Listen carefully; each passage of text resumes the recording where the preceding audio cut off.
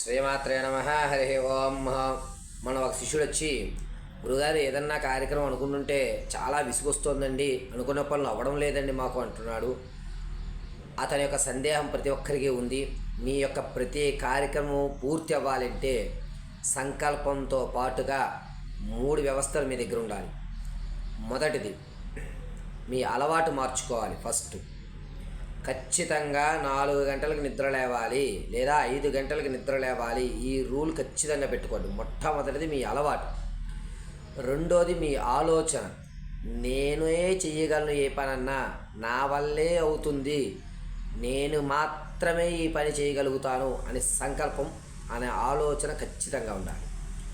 మూడోది, ఎవరు ఏమి చెప్పినా నేను ఇలాగే ఉంటాను, ఇలాగే చేస్తాను అని మొండిగా ఎదరికి వెళ్ళాలి.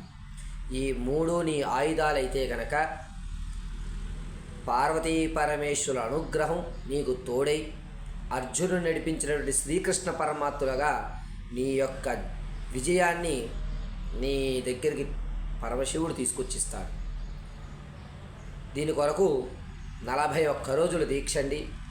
ఉదయాన్నే లేవడము, 6:30 మీరు గణపతి యథాశక్తానుసారం గం గణపతయే నమః అని కానీ, వక్రతుండాయ నమః అని కానీ 108 సార్లు జపమాచరించుకుని, తదనంతరము దగ్గరలో ఉన్నటువంటి శివాలయానికి వెళ్ళి 5 ప్రదక్షిణలు గావించి ఆ శివుని యొక్క అభిముఖంగా పద్మాసనంలో కూర్చుని రుద్రాయ నమః, ఓం పశుపతయే నమః, ఓం అర్ధశరీరీశ్వరాయ నమః అనే ఈ 3 మంత్రాలని 54 సార్లు పఠించండి.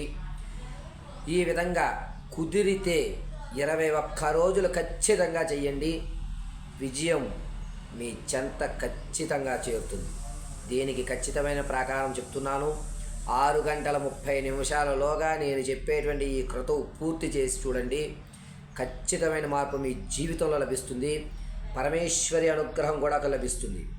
జాతకము, నక్షత్రము, వ్యవహారము, ఉన్నటువంటి స్థితి ఏదన్నా సరే ఆ మార్పు అనేటువంటిది పరమశివుడి యొక్క కృపతో మొత్తం మారుతుంది.